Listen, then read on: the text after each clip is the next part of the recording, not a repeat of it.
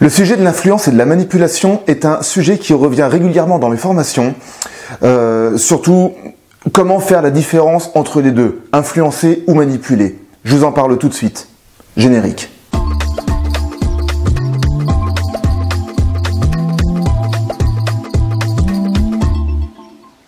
Pour commencer, faisons un point sur la communication.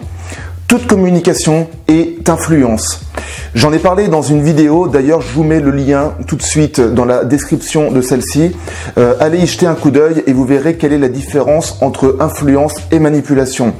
Mais pour faire un point très simple, on va dire que la manipulation, derrière vous avez une idée consciente ou inconsciente négative à l'égard de votre interlocuteur, alors que l'influence, nous sommes dans une dynamique où nous nous influençons tous les uns les autres. On va influencer une personne parce que l'on pense que cela aura un bienfait sur l'autre. Alors, on va se poser la question de pourquoi influencer.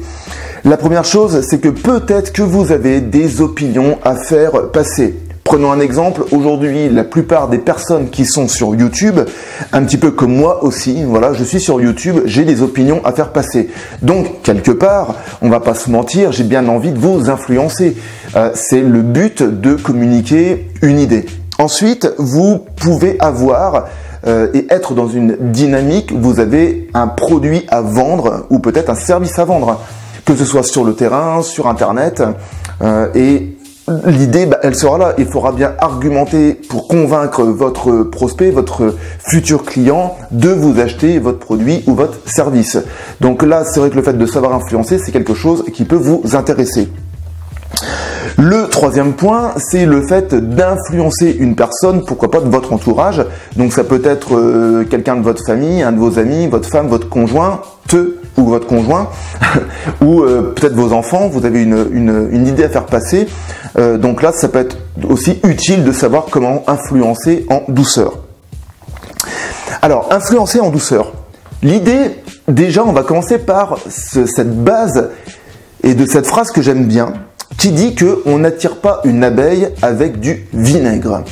Eh bien là, l'idée c'est pareil, c'est que on ne va pas influencer une personne en lui imposant ses idées. Sauf si vous avez la chance, bien évidemment, que l'idée que vous imposez sera la même pour lui ou que cette idée va plaire à votre interlocuteur. Mais clairement, et on le voit bien aujourd'hui aussi dans notre société, que les lois qui sont créées sans référendum, eh bien le problème que cela crée, c'est que la plupart des gens ne sont pas forcément d'accord et donc les lois sont imposées. Donc là, l'influence, elle va être faite, mais elle va être imposée. Donc du coup, ça ne plaît pas à la plupart des personnes. Et la conclusion, c'est que cela crée une rébellion. Donc du coup, comment faire pour influencer des personnes en douceur ? La première chose, c'est que je vais commencer à m'intéresser sincèrement à la personne que j'ai en face de moi. La plupart du temps, les gens commencent à parler d'eux-mêmes. Mais là, l'idée, c'est qu'on ne va pas être forcément intéressant. Et si vous voulez commencer à, en plus, si vous imposez une idée et que vous voulez commencer à donner des idées sans que vous ayez écouté l'idée de votre interlocuteur, ce sera hyper compliqué de pouvoir donner et transmettre une opinion, surtout si elle est contraire à celle de votre interlocuteur. Donc l'objectif déjà d'écouter votre interlocuteur, ça va être de créer un climat de confiance et ça va être aussi de susciter chez elle un ardent désir de vous donner satisfaction. Donc forcément, si vous l'avez écoutée, il y aura beaucoup plus de chances qu'elle soit enclin à vous écouter par la suite.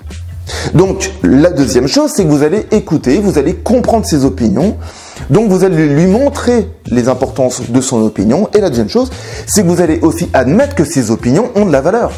Voilà, parce que c'est pareil. Comment voulez-vous faire admettre à votre interlocuteur que vos opinions ont de la valeur si les siennes, déjà, vous en foutez? Forcément, ça risque d'être compliqué. Ensuite, la troisième chose, vous allez commencer à parler de vos opinions. Et forcément, si vous l'avez écouté en premier lieu, il sera beaucoup plus ouvert à vous écouter. Ensuite, vous allez, en quatrième point, l'inciter, lui suggérer et non lui imposer vos idées. Il y a une différence entre l'inciter, tiens, je t'incite à tester ça, ou je te suggère de tester ça, plutôt que de tu fais ça, tu fais ça. Non, ça fonctionne pas comme ça, on l'a vu. Parce que personne n'aime qu'on lui force à faire quelque chose. Et de là, vous allez argumenter et vous allez lui apporter des preuves comme quoi vos idées fonctionnent. La cinquième chose, c'est que vous allez essayer de trouver un lien d'ancrage pour faire correspondre vos idées avec des éléments de ces idées aussi. Parce qu'en cherchant bien, on arrive toujours à trouver. Donc je le répète, faire correspondre des idées de ses opinions avec des idées des vôtres. Et pour finir, le sixième point, ça va être la manière dont vous allez exprimer vos idées. Parce que est-ce que déjà vous, vos idées, vos opinions, vous y croyez à 150%, à 200%? Parce que forcément, si vous croyez en vos idées, si vous avez un ardent plaisir, une passion dans vos idées, vous aurez beaucoup plus de chances de pouvoir transmettre vos idées et de pouvoir influencer. Voilà, donc même en partant du principe que vous n'arriviez pas à influencer votre interlocuteur sur le coup, ne vous inquiétez pas. Pourquoi? Parce que peut-être que l'idée que vous aurez transmise fera son bonhomme de chemin dans la tête de votre interlocuteur. Et qu'à un moment donné, il se dira, eh bien effectivement, l'idée que m'a donnée mon ami, au final, y réfléchir, c'est peut-être pas bête et je vais essayer ce qu'il m'a dit. Et en même temps, parce que ce qui est magique avec la communication, c'est que vu que vous aurez écouté votre interlocuteur et que vous aurez pris en considération ses opinions, eh bien peut-être que vous aussi, il vous aura influencé sans le vouloir. Voilà.